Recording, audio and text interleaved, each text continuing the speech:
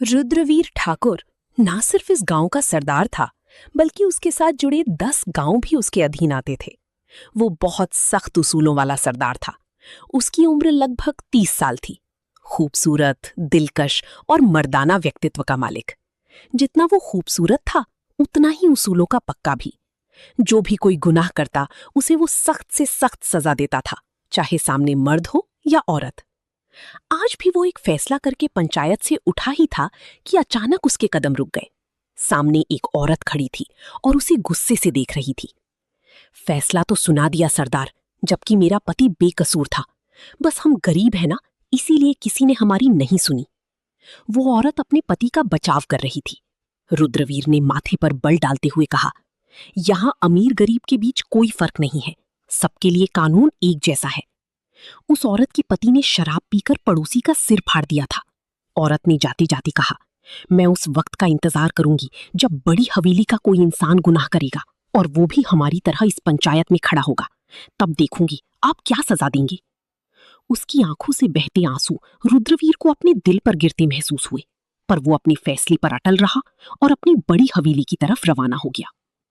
हवेली का षड्यंत्र। बड़ी हवेली में माहौल तनावपूर्ण था। चांदनी, जो अम्मा जी के दूर के रिश्तेदार की बेटी थी और अनाथ होने के बाद यहां रह रही थी, पर चोरी का इल्जाम लगा था। झूठ बोलती है ये लड़की अम्मा जी, यही चोर है। इसी ने आपका नौलखा हार चोरी किया है, सुनंदा जी ने चांदनी को घूरते हुए कहा। चांदनी बस रोए जा रही थी। डर के मारे उसकी आवाज गले में ही घुट गई थी। बचपन में पिता के जुल्मों ने उसे मानसिक रूप से इतना कमजोर कर दिया था कि वो सदमे में बोल नहीं पाती थी। सुनंदा की बहन आरती ने चांदनी के कमरे की तलाशी ली और बिस्तर के नीचे से हार निकाल लिया। असल में ये सब चांदनी को फंसाने की एक चाल थी। इन गरीबों को जब भी मौका मिलता है औकात दिखा देते हैं। आरती, जा किचन से गर्म चिमटा लेकर आ। आज इसके हाथ दाग देंगे ताकि आइंदा चोरी ना करे, सुनंदा बेरहमी से बोली। अम्मा जी और संध्या जी ने रोकना चाहा, लेकिन सुनंदा और आरती ने चांदनी की हथेलियों को गर्म चिमटे से दाग दिया। चांदनी की चीख गले में ही दफन हो गई। बाद में अम्मा जी उसे अस्पताल ले गईं और उसकी मरहम पट्टी करवाई। रुद्रवीर की वापसी और अनचाहा मोड़। रुद्रवीर ठाकुर 3 महीने बाद हवेली लौटा। आरती उसे बहुत पसंद करती थी और उसकी संपत्ति पर नजर गड़ाए बैठी थी। अम्मा जी चाहती थीं कि चांदनी सुरक्षित हो जाए, इसलिए उन्होंने रुद्रवीर से कहा कि वो चांदनी को शहर के किसी हॉस्टल में दाखिला दिला दे। उसी शाम आरती ने एक चाल चली। उसने चांदनी को कॉफी का मग देकर रुद्रवीर के कमरे में भेजा, और जैसे ही चांदनी अंदर गई, आरती ने बाहर से दरवाजा लॉक कर दिया। उसका प्लान था कि जब सबको पता चलेगा कि चांदनी रात में रुद्रवीर के कमरे में थी, तो उसकी बदनामी होगी और उसे घर से निकाल दिया जाएगा। अंदर रुद्रवीर ने चांदनी को डराया और गुस्से में उसे वही कड़वी कॉफी पीने पर मजबूर किया। चांदनी की तबीयत खराब हो गई और वो बाथरूम की तरफ भागी। जब वो बाहर आई तो देखा कि दरवाजा बंद है। वो रोने लगी। तभी दरवाजा खुला और पूरा परिवार वहां जमा हो गया। दृश्य ऐसा था कि रुद्रवीर चांदनी के बेहद करीब था और उसका मुंह दबाए हुए था। अम्मा जी को लगा कि रुद्रवीर ने चांदनी के साथ ज्यादती की है। अपनी साख बचाने और चांदनी को सम्मान दिलाने के लिए अम्मा जी ने कड़ा फैसला सुनाया। रुद्रवीर, तुम्हें चांदनी से शादी करनी होगी। रुद्रवीर और चांदनी का निकाह हो गया। रुद्रवीर इस शादी से खुश नहीं था। उसे लगा कि चांदनी ने उसे फंसाया है।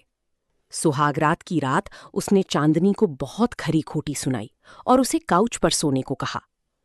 अगली सुबह जब रुद्रवीर हवेली से जाने लगा, तो आरती ने फिर से चांदनी पर चोरी का इल्जाम लगाया, लेकिन इस बार रुद्रवीर वहां मौजूद था। जब आरती ने चांदनी का हाथ जलाना चाहा, तो रुद्रवीर ने दहाड़ते हुए कहा, खबरदार, ये अब मेरी बीवी है। इसके खिलाफ एक शब्द भी सुना तो घर से निकाल दूंगा। रुद्रवीर को तब सच पता चला जब चांदनी ने हिम्मत जुटाकर बताया कि उस रात आरती ने ही उसे कमरे में भेजकर बाहर से ताला लगाया था। रुद्रवीर को अपनी गलती का एहसास हुआ, प्यार का एहसास। धीरे धीरे रुद्रवीर का दिल चांदनी के लिए पिघलने लगा। वो उसे अपने साथ फार्म हाउस ले गया। वहां चांदनी का डर खत्म हुआ और वो खुलकर बात करने लगी। रुद्रवीर ने उसे सुरक्षा और सम्मान दिया जिसकी वो हकदार थी। एक शाम फार्म हाउस पर रुद्रवीर ने चांदनी को अपनी बाहों में भर लिया। तुम जानती हो तुम कौन हो? रुद्रवीर ने उसके माथे को चूमते हुए पूछा। चांदनी मुस्कुराई और बोली, मैं चांदनी रुद्रवीर ठाकुर हूं। रुद्रवीर ने उसे गले से लगा लिया। उसे एहसास हो गया था कि चांदनी ही उसकी असली खुशी है। हवेली की वो सहमी हुई लड़की अब सरदार रुद्रवीर ठाकुर की ताकत बन चुकी थी। अम्मा जी का आशीर्वाद फलीभूत हुआ और हवेली में नफरत की जगह प्यार ने ले ली। समाप्त।